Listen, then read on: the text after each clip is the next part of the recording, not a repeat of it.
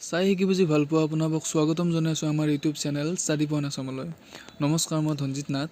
আজিৰ এই ভিডিঅ'ত আমি আলোচনা কৰিম ক'ৰ'না ভাইৰাছৰ কেইটামান MCQ। তো ইয়াৰ আগতেও দুটা ভিডিঅ' আপলোড হৈ আছে চেনেলত। সেই দুটা এই ভিডিঅ'টোৰ পাৰ্ট 1 আৰু পাৰ্ট 2। তো তাত যথেষ্টখিনি দৰকাৰী কুৱেশ্যন আছে, MCQ আছে। তো আপোনালোকে যদি বিচাৰে সেই ভিডিঅ'কেইটা চাই ল'ব পাৰে। ডেছক্ৰিপশ্যনত সেই ভিডিঅ' দুটা লিংক দিয়া আছে। তো অকণো পলম নকৰি আহক এই ভিডিঅ'টোৰ মাজলৈ আমি আগবাঢ়োঁ।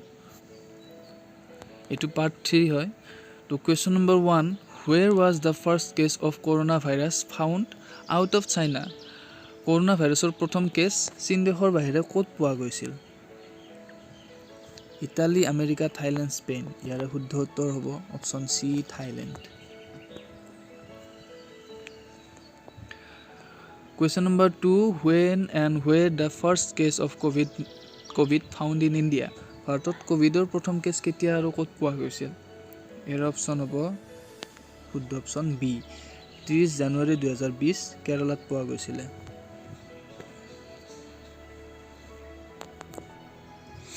Question number 3, when was the COVID-19 identified? COVID-19 চিনাক্তকৰণ কেতিয়া হৈছিলে? ইয়াৰ শুদ্ধ উত্তৰ হ'ব অপশ্যন এ, 31 ডিচেম্বৰ 2019 চনত।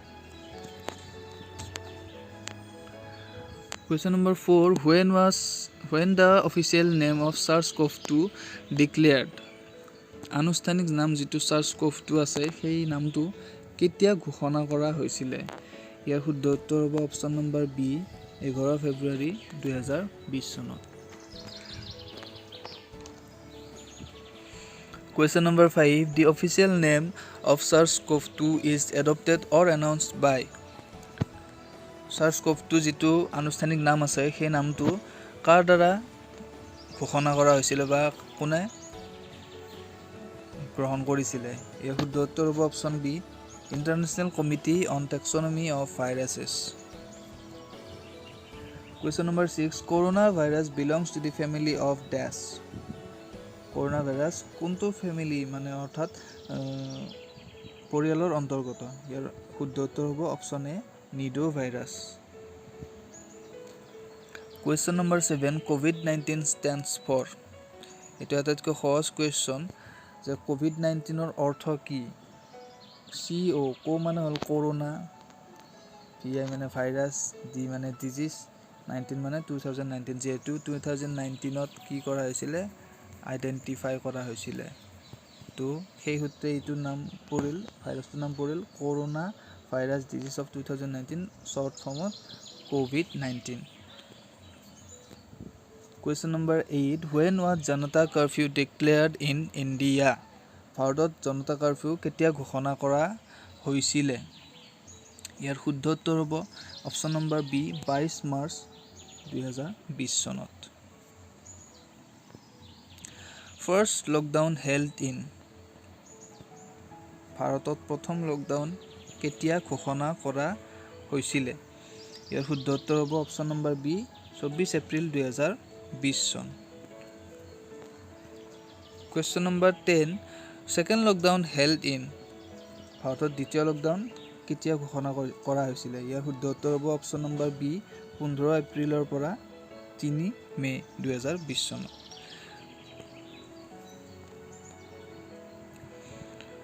Question number 11, which area is declared as hotspot area of coronavirus? কোনটো অঞ্চলক ক'ৰ'না ভাইৰাছৰ হটস্পট এলেকা বুলি ঘোষণা কৰা হৈছে? কুৱেশ্যন নম্বৰ 11ৰ শুদ্ধ উত্তৰ হ'ব D, option D, red Jones. Question number 12, which are or is the common disease related to the coronavirus? ইয়াতে দুটা বেমাৰে দিয়া আছে, চাৰ্চ আৰু মাৰ্চ। চাৰ্চৰ অৰ্থ হৈছে ছেভিয়াৰ একিউট ৰেছপিৰেটৰী চিণ্ড্ৰম আৰু মাৰ্চৰ অৰ্থ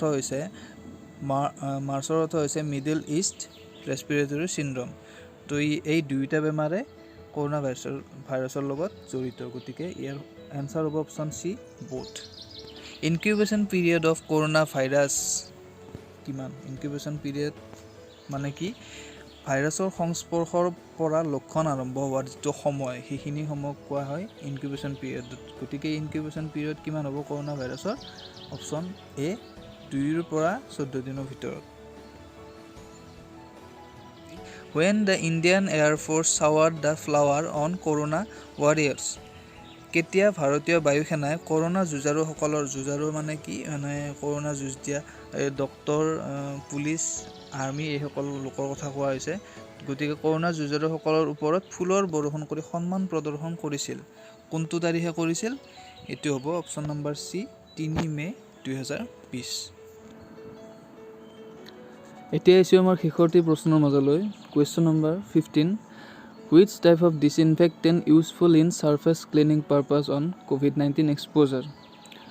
COVID-19 সংস্পৰ্শলৈ অহাৰ সময়ত পৃষ্ঠ পৰিষ্কাৰ কৰাৰ উদ্দেশ্যে কোন ধৰণৰ বীজাণুনাশক উপযোগী হয় এটা চাৰিটা অপচন আছে A B C D ইয়াৰে ভিতৰত কোনটো হয় আপোনালোকে কমেন্ট বক্সত জনাই দিব ফিনল সোডিয়াম হাইপোক্লোৰাইড গ্লুটেলডিহাইড আৰু ক্লোৰোহেক্সিডিনাইন আজিৰ ভিডিঅ'টো ইমানলৈ আছিল আশা কৰোঁ ভিডিঅ'টো আপোনালোকে ভাল পালে যদি ভাল পালে ভিডিঅ'টো লাইক এটা কৰিব আৰু শ্বেয়াৰ কৰি দিব আৰু ইয়াৰ আগৰ খণ্ড দুটা যদি চাব বিচাৰে তেন্তে হলে ডেসক্ৰিপচনত লিংক দিয়া আছে আপোনালোকে তাত গৈ চাই ল'ব পাৰে আজিলৈ মানে পৰৱৰ্তী ভিডিঅ'ত পুনৰ লগ পোৱাৰ আশাৰে জয় অসম ধন্যবাদ